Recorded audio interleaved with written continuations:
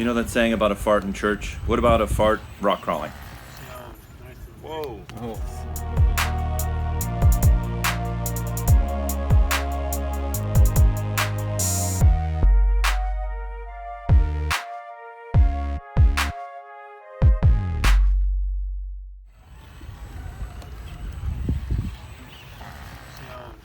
Whoa. Oh. Hopefully that. I don't know if it's harder or easier to launch a new brand these days. The internet helps, obviously. Everybody has access to it. Even people in the middle of nowhere can somehow watch cat videos. So when you come out with a new brand, you have to compete with other brands. So what do you do to stand out? Well, Team Associated is what the brand people know. The real company is actually Associated Electrics, which is the brand that owns all the brands underneath. Reedy, Team Associated, and now Element RC. They created a new brand for a scaler that didn't exist in their portfolio before, and we're here to check out if that racing heritage can pay off on the rocks. So let's dive in fart first and look at the new Enduro RTR chassis. Surprise! It looks like, yes, every other crawler on the market. They're pretty much identical in a way. They have a ladder frame, they have a transmission sometimes up front, sometimes in the middle.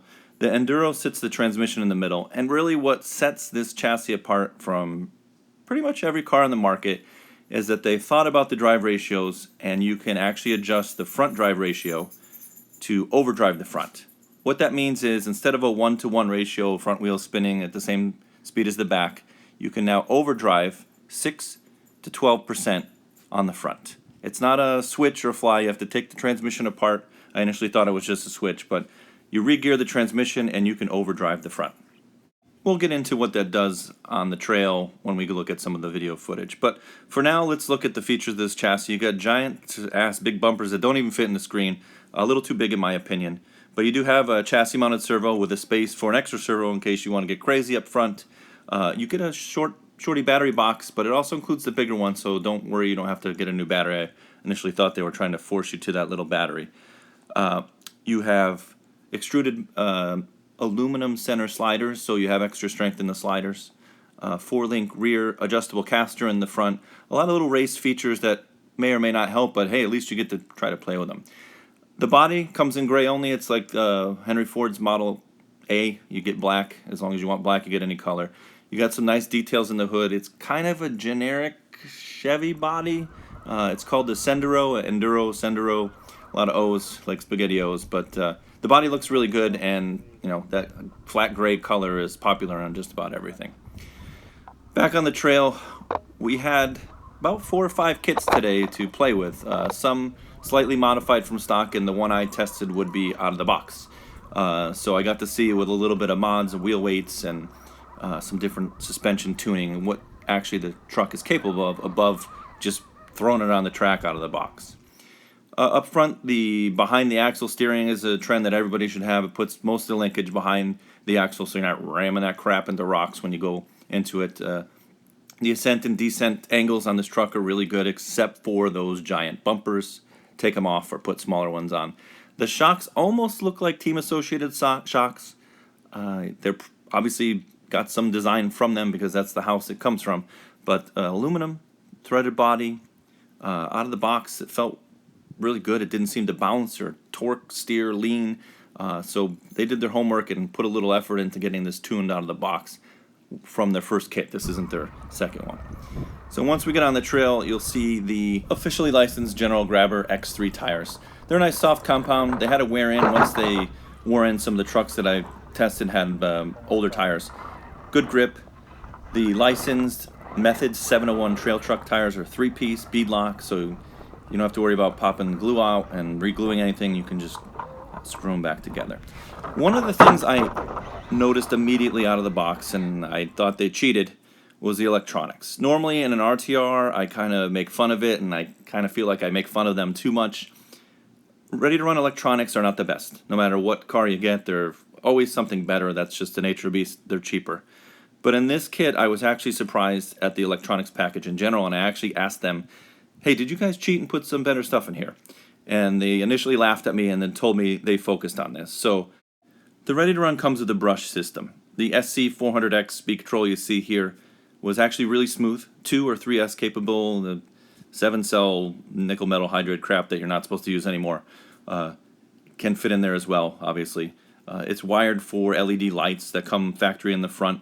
So scale-wise, it looks good, but performance-wise, it was very smooth, very linear. Some of that can be attributed to the motor. But the servo was the thing that stood out really the most to me, because usually in a crawler, scalar thing, on the trail, the servo was immediately overpowered by the wheels and doesn't even really work. And I immediately noticed that it felt like you had a race servo in there. So they told me it's the class-leading 170 inch ounces of torque, and I believe it, because on the 2S pack I really had no issues with that servo at all. I think the 3S would bump up some power a little bit and give it a little more oomph. So back on the trail, we're going just to go over the general performance of this Ready to Run. We're at Corona del Mar. It's, I would say, legendary in the crawling community at this point. You're on the beach, there's some bikinis in the background, you know what I mean? And some pretty amazing scenery and challenging sections that kind of even have worn into RC car tires. You can see trails in this thing already. So the first thing, going up the ascent, you could notice that a lot of bumper modifications went on, you know what I mean, on some of these trucks, because that bumper, you know, it's the one thing that I have to make fun of, sorry. But it sticks out too far and it catches. Going up the pretty steep incline right here, you can see the grip of the tires is good. This is the stock truck right here. Some of the trucks had weighted wheels, which this is where it helps, but overdrive also makes a difference. This one's at the lower 6%, that's what it comes out of the box.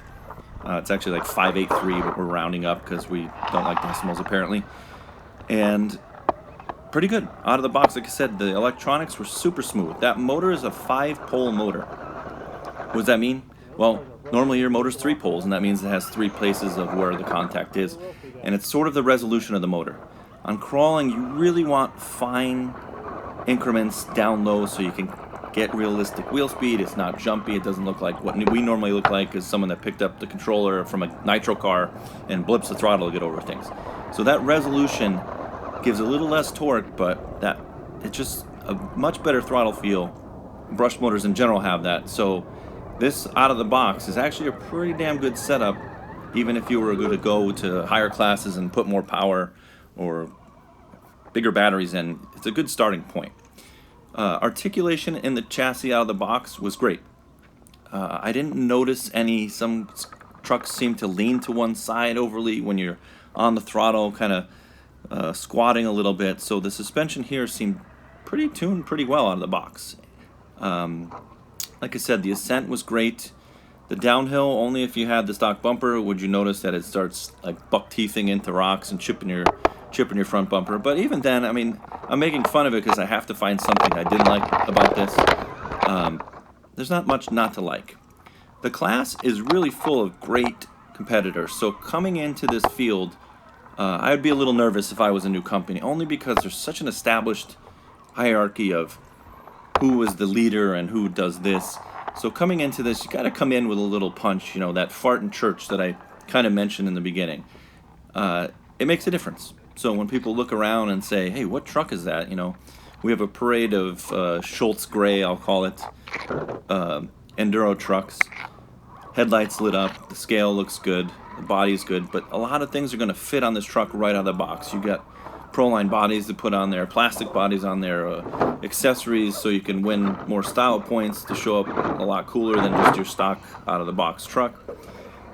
A kit version is coming, so if you want to build it and pick your tires and your body, they actually released it about 20 minutes after they showed me this body. So they're coming in punching, farting, stinky farts, like shower farts. Those are the worst.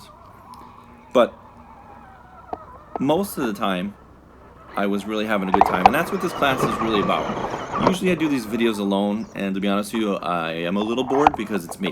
I have the camera by myself, and kind of just finding things to do. When you're out with 4 buddies, you're farting on each other, you're making fun of each other, may have some sort of tasty beverage, adult or child soda, but on the beach here, I mean, this is was a great day. We've spent like 4 hours. We found places to try to pull through and who can climb the hole and do all this stuff. So if you're looking for fun with your friends, I wouldn't say that you need friends. You could be lonely and in the woods by yourself. It's okay. This truck is gonna shake the industry a little bit, and mostly because of that transmission. I think you're going to see a lot of people start playing with that just because it does work, and like engineering-wise, it makes sense. They even said, they kind of laughed, is that once you go to the highest ratio, you're probably never going to go back down. They do include the gears to go 1-to-1, but you know, maybe they just thought in case somebody wanted to put them back in. But the performance is just better with the slight overdrive to the front.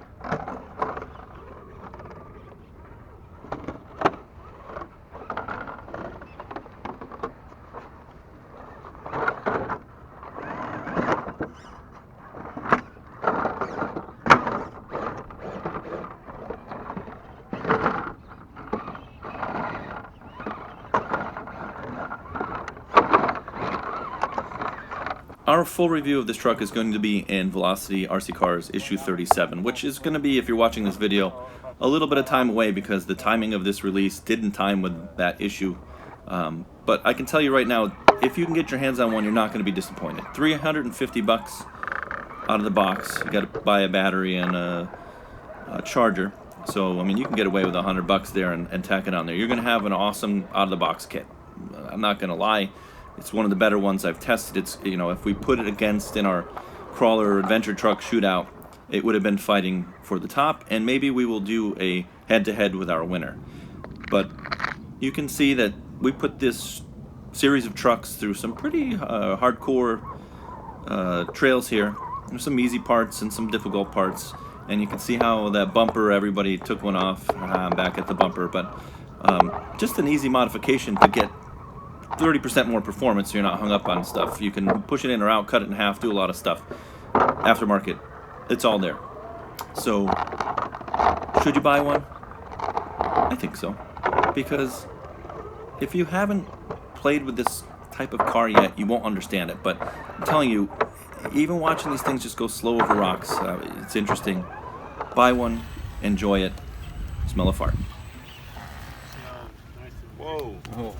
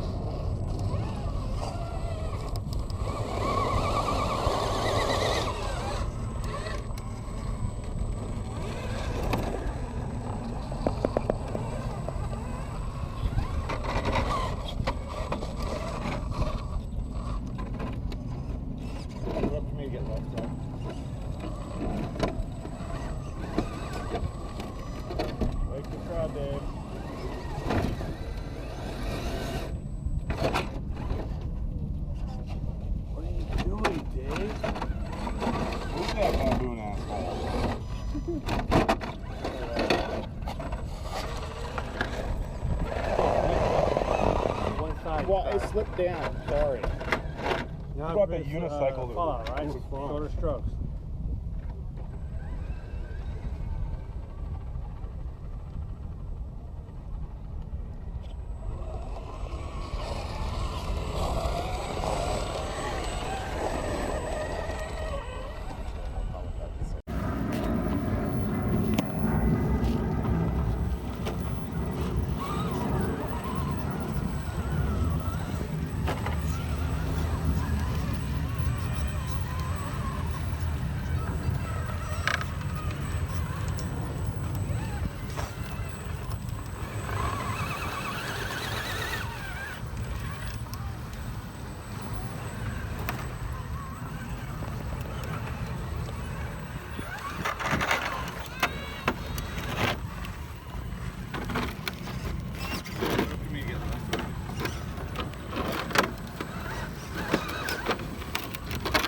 Work the crowd, Dave.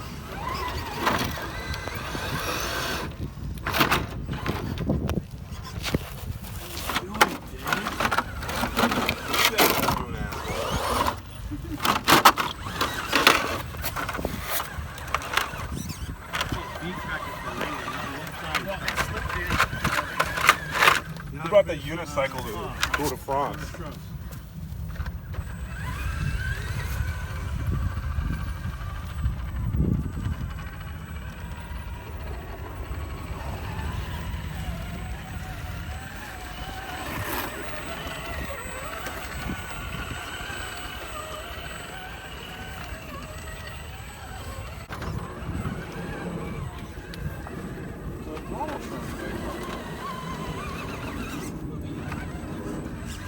Do you ever turn down so I'm not getting full reverse? No. All I'm doing is drive it on how you gave it to me.